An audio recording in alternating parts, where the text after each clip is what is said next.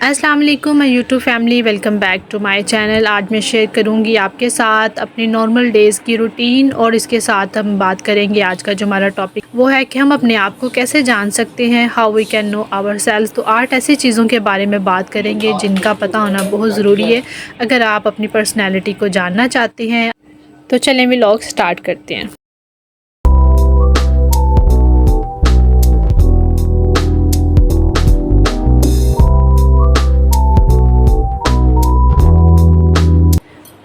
Ji guys, welcome back in my kitchen. जैसे कि मैंने आपको स्टार्ट में बताया कि आज का हमारा टॉपिक है वो है सेल्फ़ शनासाई का, कि हम अपने आप को कैसे जान सकते हैं। तो अपने आप को जानना बहुत ज़रूरी है। तो ज़िंदगी में अगर आपने कोई तरक्की करनी है ना, तो सबसे पहले अपनी पर्सनैलिटी को जो है वो जानें कि आप क्या चाहते हैं, आपने क्या करना है, आपकी कैपेबिलिटी क्या है। तो अपने आप को जानने के मुख्तलिफ़ जो है वो मेथड्स हैं, मुख्तलिफ़ रिसर्च इसके ऊपर हुई है। तो मैं अपने मुतालिया के मुताबिक आपके साथ कुछ चीज़ें शेयर करूँगी। तो आई होप कि आज की वीडियो आपके लिए बहुत ही हेल्पफुल होगी, बहुत ही जो है वो कारआमद होगी। तो 8 पॉइंट्स मैं आपके साथ डिस्कस करती हूँ, तो वन बाय वन इनके ऊपर बात करते हैं। तो सबसे पहला पॉइंट है which things makes you happy, यानी नंबर 1 पे आपने सबसे पहले अपने आप से ये सवाल करना है कि ऐसी कौन सी चीज़ है, ऐसा कौन सा काम है जो करके आपको खुशी महसूस हो। ये कोई भी एक्टिविटी हो सकती है, कोई भी चीज़ हो सकती है। तो आपने सिर्फ़ अपने आप को अब जज करने का ये एक फ़ार्मूला है। तो थोड़ा-सा टाइम निकाल के तन्हाई में बैठ जाएँ और अपनी ज़िंदगी को थोड़ा-सा रिव्यू करें कि किन-किन चीज़ों पे आप खुश हुए थे, किन-किन चीज़ों पे आपने ख़ुद को प्राउड फ़ील करवाया था। तो बस थोड़ा-सा एनालिसिस करें, तो इंशाल्लाह आप फ़ाइनलाइज़ कर पाएँगे कि आपकी खुशी का राज़ किन चीज़ों के अंदर है। ज़िंदगी में सभी तरक्की करना चाहते हैं, लेकिन तरक्की के लिए जो है वो सेल्फ़ इम्प्रूवमेंट की ज़रूरत होती है। अपने आप को बेहतर बनाने की ज़रूरत होती है। अगर आपने अपनी जर्नी स्टार्ट करनी है बेहतर से बेहतरीन बनने की, तो सबसे पहले सेल्फ़ असेसमेंट होगी। जी, और अब आते हैं दूसरे पॉइंट की तरफ। Which things are most important for you, यानी ऐसी कौन सी चीज़ें हैं जो आपके लिए बेहद अहम है, जिनके ऊपर आप बिल्कुल भी कॉम्प्रोमाइज़ नहीं करते। तो आपने जो है उनको फ़िल्टर करना है। अच्छा, ये कोई चीज़ भी हो सकती है या आपकी ज़िंदगी में शामिल कुछ लोग भी हो सकते हैं जिनको आप जो है वो मोस्ट इम्पोर्टेंट समझते हैं, या जिनके काम आप बहुत ज़्यादा अहम समझते हैं कि जिनको आप ना नहीं कह सकते, और वो आपकी जो है वो टॉप प्रायोरिटीज़ पे होते हैं।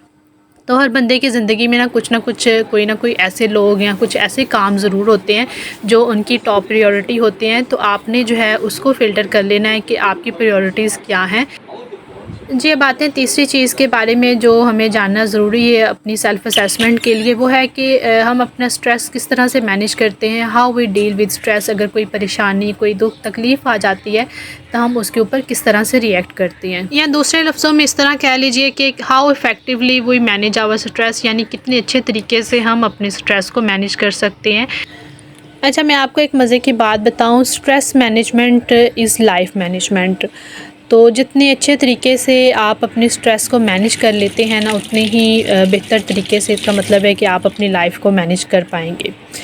अच्छा, कुछ लोग ऐसे होते हैं जब कभी उनके ऊपर स्ट्रेस आता है तो वो एबनॉर्मल जो है वो बिहेव करते हैं, वो अच्छे से स्ट्रेस को मैनेज नहीं कर पाते।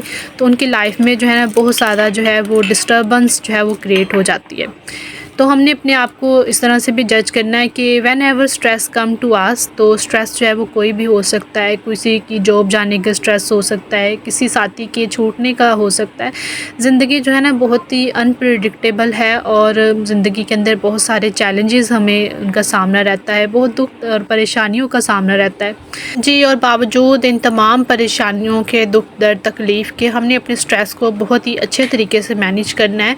अगर हमने अपने स्ट्रेस को अच्छे से मैनेज कर लिया तो हम अपनी लाइफ को जो है वो एक तरक्की की राह पर गामज़न कर सकते हैं। चलिए अब आते हैं अपने चौथे पॉइंट की तरफ। योर फिज़िकल हेल्थ, यानी कि आप अपनी फ़िज़िकल हेल्थ के बारे में कितना जानते हैं। ये नहीं कि बस जब पानी सर से गुज़र चुका है तो तभी आप जो है वो डॉक्टर पर जा रहे हैं। तो आपने अपनी जो है वो हेल्थ, फ़िज़िकल हेल्थ का, अपनी बॉडी की नीड का भी ख्याल रखना है कि आपकी बॉडी को जो है वो जब नींद की ज़रूरत है आप उसको जो है वो नींद दें, और जो है वो बस कामों में ना उलझे रहें और अपने आप को भुला दें, बिल्कुल अपनी हेल्थ का बिल्कुल भी ध्यान ना दें। तो एक अलार्मिंग साइन जो है वो बॉडी के अंदर जो बज रहा होता है, आप उसको सुने, अपनी जो है वो हेल्थ को जो है वो इम्पोर्टेंट समझे। अगर आप सेल्फ़ असेसमेंट की तरफ जा रहे हैं तो सेल्फ़ हेल्थ जो है बहुत ज़्यादा इम्पोर्टेंट है। जी, नंबर 5 है योर पर्सनैलिटी टाइप। तो अपनी पर्सनैलिटी की टाइप जांचने के लिए आप बेशक गूगल पे चले जाएँ, वहाँ पे बहुत बेशुमार से टेस्ट मौजूद हैं जो आप करके अपनी पर्सनैलिटी की टाइप जान सकते हैं कि आप किस किस्म की पर्सनैलिटी रखते हैं। चलें आपके साथ शेयर करती हूँ। जब मैं बीएससी की स्टूडेंट थी ना, तो हमारे इंग्लिश का जो मज़मून हुआ करता था, उसमें ना एक चैप्टर था जो जिसके अंदर लोगों को 2 कैटेगरी के अंदर जो है डिवाइड किया गया था। उनका उन्होंने नाम दिया हुआ था ब्रोमाइड और सल्फ़ाइड का। आप में से कोई अगर इस मज़मून को किसी ने पढ़ा है तो उसको यकीनन याद आ जाएगा, सिलेबस में मौजूद था। तो ब्रोमाइड, अगर मैं नहीं गलत, तो ब्रोमाइड वो लोग होते थे जो एक शेड्यूल लाइफ गुजारते, 9 to 5 की जॉब करनी है तो वो जॉब ही करेंगे, और जो है वो अपनी लाइफ के अंदर कोई चैलेंज वो एक्सेप्ट नहीं करते थे, एक शेड्यूल लाइफ गुजारते थे। तो बस जो है वो उसी काम को जो है रिपीटेडली वो करते रहते थे, उसमें कोई रद्दोबदल नहीं करते थे। कंपैरेटिवली सल्फ़ाइड वो लोग थे जो ज़िंदगी के अंदर चैलेंजेस लेते थे, ज़िंदगी में कुछ ना कुछ नया करने की जिनके अंदर लगन होती थी, और डिफरेंट जो है वो चीज़ें जो है वो उसको एक्सपीरियंस करते थे। तो उन्होंने सारे लोगों को 2 कैटेगरी के अंदर डिवाइड किया था कि लोगों की 2 इकसाम है, एक ब्रोमाइड है, एक सल्फ़ाइड है। ये तो ओवरऑल जो है ना उन्होंने तकसीम कर दी है जो भी मुतालिया था। लेकिन इसके अगर आप सब डिवीज़न्स में चले जाएँ तो हर इंडिविजुअल जो होता है उसकी जो है ना एक अलग टाइप है। जी हैं, तो आपने अपनी टाइप जो है वो फाइंड आउट करनी है कि आप किस टाइप के लोग हैं, बहुत कम गो हैं या बहुत ज़्यादा बातचीत करने वाले हैं। तो अपने आप को जानने के लिए ये आपका जानना बेहद ज़रूरी है कि आपकी पर्सनैलिटी की कौन सी टाइप है। जी, और नंबर 6 पे आपने देखना है कि आपकी स्ट्रेंथ क्या है। यानी ऐसा कौन सा काम है जिसके ऊपर आप महारत रखते हैं, और ऐसा वो काम है कि वो कोई दूसरा नहीं कर सकता, सिर्फ़ आप ही उसमें अंदर एक्सपर्ट है।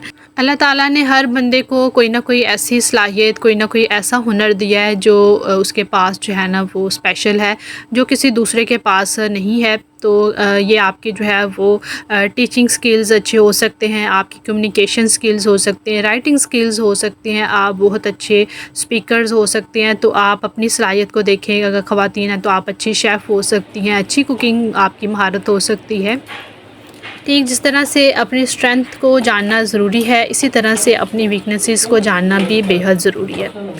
हम सारा टाइम दूसरों की खामियां तलाश करने में, दूसरों की कमियां तलाश करने में जो है वो अपना सर्व कर देते हैं। कभी अपने आप को जानने की कोशिश ही नहीं करते कि हमारे अंदर भी कोई ना कोई कमी हो सकती है, और कोई भी बंदा परफेक्ट नहीं हो सकता। हर बंदे के अंदर कोई ना कोई खामी होती है, कोई ना कोई कमी होती है, और परफेक्ट सिर्फ अल्लाह की ज़ात है, उसके सिवा कुछ भी जो है वो परफेक्ट नहीं। इंसान तो वैसे भी जो है वो क्या कहते हैं गलतियों का और गुनाहों का कठपुतला है।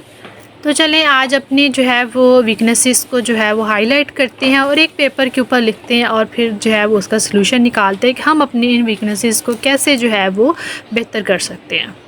जी, और नंबर 8 पे लास्ट थिंग जो हमने अपने बारे में जाननी है वो है कि हमारी फेवरेट पर्सनैलिटी कौन है। हम किसको आइडलाइज़ करते हैं और किसको फॉलो करने की कोशिश करते हैं।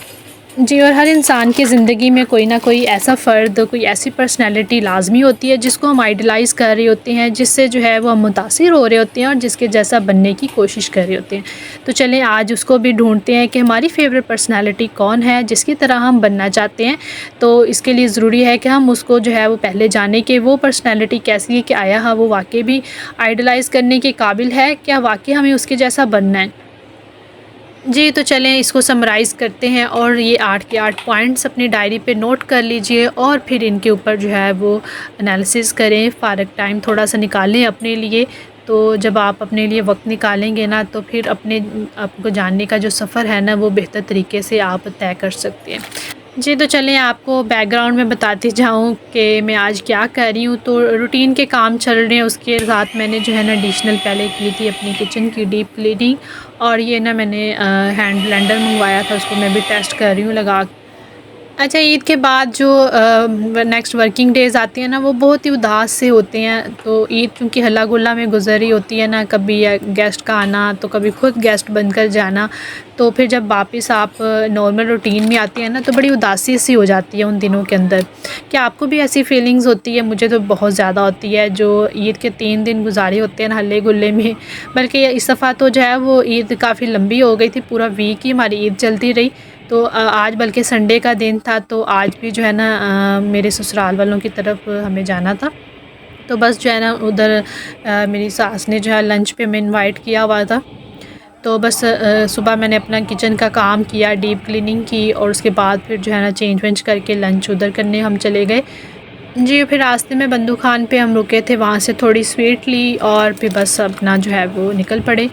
तो चलें, आज का व्लॉग मैं यहीं पे एंड करूँगी। आई होप कि आज का टॉपिक आपको क्लियर हुआ होगा और आपके लिए काफ़ी हेल्पफुल रहेगा इंशाल्लाह। दुआओं में याद रखिएगा। वीडियो पसंद आई तो ज़रूर लाइक और शेयर कीजिएगा। ओके, टेक केयर, अल्लाह हाफ़िज़।